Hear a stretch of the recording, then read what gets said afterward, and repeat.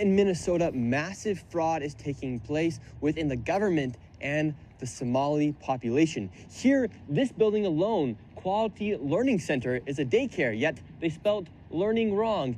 And they said leering. This daycare alone in 2025 has received $1.9 million from the government. And the strange things about these childcare centers is there's no one here right now. It's midday on a weekday. If you were to try to go inside, it's completely closed and the windows are all blacked out. No one's working. Midday, children should be in here, and this place is licensed for 99 children, and this is the outside. There's no windows, no nothing. And like I said, they literally spelt the word wrong on their sign. This is open and blatant fraud taking place here inside of Minnesota. The government is complicit with this, and this is just one of the hundreds of child daycare centers here inside of Minneapolis being ran by the Somali population. It's sad that it's happening here in Minnesota, and it stinks that it's happening and it's being labeled on the Somali population. However, that's just the facts of what's happening here inside of Minnesota. $1.9 million for this daycare center that can't even spell learning right. First thing first, I got to give credit to Nick Shirley for actually going to Minneapolis and filming these daycare and even exposing the fraud, especially in Minneapolis and many other area around Minneapolis. And Nick Shirley, you can check out his contents in all the platform. I follow him on Instagram also. So, you can check out what he does, but credit to him for actually exposing this, which went viral. With that being said, this is obviously a fraud. This is obviously a fraud. There is no denial. Because to see a building like that where there's no window, and on top of that, they're spelling learning wrong, and on top of that, you don't see no kids around, there's that obviously a fraud. And this is probably one of the many places out there in Minneapolis that you will see daycare such as the one that just Nick Shirley was pointing out in this video. I've been in Minneapolis, and Minneapolis is a beautiful city. I liked it. I spent about 3-4 days. I think it was 4 days in Minneapolis. But one thing that's obvious is there's a lot of Somalian that live in Minneapolis. Everywhere I went in Minneapolis and St. Paul, I saw a lot of Somalian. You have some who are business owners. You have some that are just student. You have some that I saw that were homeless. I saw some that were, smoking marijuana. And yeah, you have a bunch of them all over the place. And there is a bunch of them in Minneapolis, which is nothing wrong with that. But on top of that, what kind of stood out to me is the fact that, they had a lot of companies and businesses like transportation, things like that. And I saw a lot of daycare because I remember I was talking to one of the Minneapolis native, and he was talking about how they have so much daycares and they have so many kids and all this other stuff. But this video is not meant to talk about the Somalian community, but it's talking about the fraud that is involved. And most of the people that are involved are Somalian. And it's unfortunate this is happening because a lot of Americans are pissed off. I don't even live in Minneapolis, and I'm pissed off to see one daycare is receiving around 1.3, 1.9. You just hear 2.7. You hear all these numbers that a daycare received in 1 year. And you will just wonder like, holy crap, that's a lot of money. How did they manage to basically receive that much money at a daycare? And it pisses you off as a taxpayer to see taxpayer money is going for frauding things like this. Especially as an American, you see things like this and it just makes you wonder like, wow, most Americans can't even get government assistance. Most Americans can't even get government assistance, but you have people that's coming from third world country who are coming into the system and they're basically defrauding the system. Because there's a lot of people that come from third world country that actually get in the system and they use the system for what it was intended for. For example, the Section 8 system was intended to help people in low income. People that use a food stamp, it was intended to help people, be nourishing, to be able to eat, to have enough calories and vitamin in their body.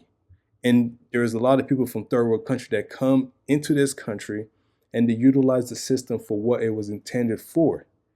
But when you have people, for example, from Somalia who's coming here to basically use the system and defraud the system, that becomes really bad for people that's coming from third world country. And it's pissing off a lot of Americans. And it's even pissing me off. And I don't live in Minneapolis.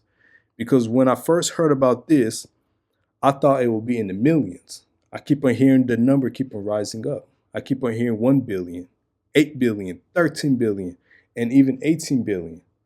So this is just the tip of the iceberg. And I think this can go all the way to the top, to the mayor, and even to the governor. We're going to a place called Mako Child Care, which actually has another child care registered at the same address called Mini Child Care Center. So we should see lots of children if there's this child care center, especially if there's two. The two of them combined are licensed for 120. And how much money have these child care centers received? In 2020, one of them received 1.3 million. In 2021, they got 987,000. In 2022, they got 714,000. That's the last I have for that one. And then the other one, 1.604 million in fiscal year 2025. Fiscal year 2024, they got about 800,000, and in fiscal year 2023, they got $904,059. This place right here. And between the two of these child care centers, they're pulling in about $3 million a year, and there are no children. Every facility as you go to, the windows will be blocked out so you can't see in. There's nobody here. You won't see a single child at any of these facilities. There are indeed no windows. All the windows are blacked out right here. All right, let's go in. No. And the child care center is locked. Should we ring the doorbell? Yeah. Try to get in, ring the doorbell. Nobody showed up. They're open 7 days a week, 7 a.m. to 10 p.m. it says here on their sign, yet there's absolutely nobody here. And this building here, right here, has generated millions of dollars, and it seems like business isn't even open right now, and it's a weekday. And if this was a daycare center, it wouldn't just be in some industrialized building. There would be maybe like a playground or something outside, or... There's no play area for the kids. So where are the kids? Where's anybody? How can there be nobody here? And it's like this every single day. I've never seen a single child here. In 9 years, I've never seen a single child at this building. Right there. Oh, then now it looks like we already got the Somalis coming through. Yeah, they're coming. The word's out. Hello, is this your daycare? No, can you tell us why there are no children? Have you ever seen children at this child care center? I'm not sure. I don't know. Doesn't know if she's ever seen a child here. All right, let's go to the next location. Somebody got to get punished for this. When I say somebody got to get punished, I don't mean some random Somalian that, basically defraud the system to try to get the money. I'm talking about government officials in the state of Minnesota. I mean government officials in the state of Minnesota. Because how can you explain one daycare is receiving this much money and there's no form of auditing, there's no form of control, there's no form of regulation, or no form of, I'm pretty sure daycare has to renew their license every year or every other year. And they basically do inspection in daycare because they're dealing with children. Everything has to be basically revisited, in my opinion, because it's not fair for the taxpayer of this country. It's not fair for the taxpayer of Minnesota and the taxpayer of Minneapolis to be hearing one daycare is receiving around $1.9 million. Imagine you are a U.S. veteran who's damn near is about to get evicted out of your apartment or out of your home.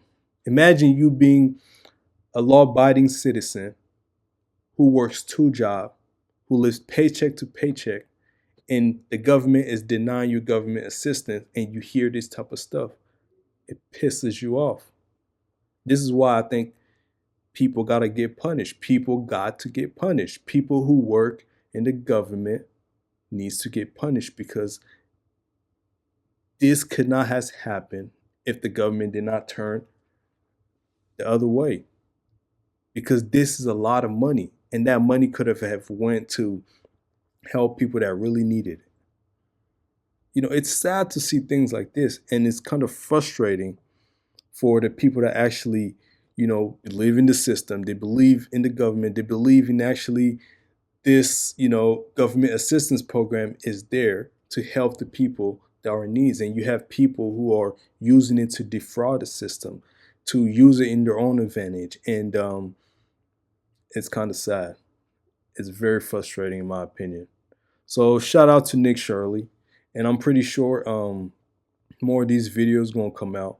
I'm pretty sure there's other people, other journalists throughout the country. They're going to go to other Somalian communities in cities such as Columbus. I'm already seeing cities such as Columbus, such as Seattle, and many other places throughout the nation, and just asking questions, because there's nothing wrong with asking questions. Because if you're a tax-paying American, it's your right to find out where's your money going. And when you find out your money's going to some daycare that doesn't even exist, that's frustrating. That's defrauding the system, and somebody and some people have to be punished for that. That's just my opinion. Let me know what you think in the comment. If you're new to this channel, please make sure you like, you share, you subscribe. Until next time.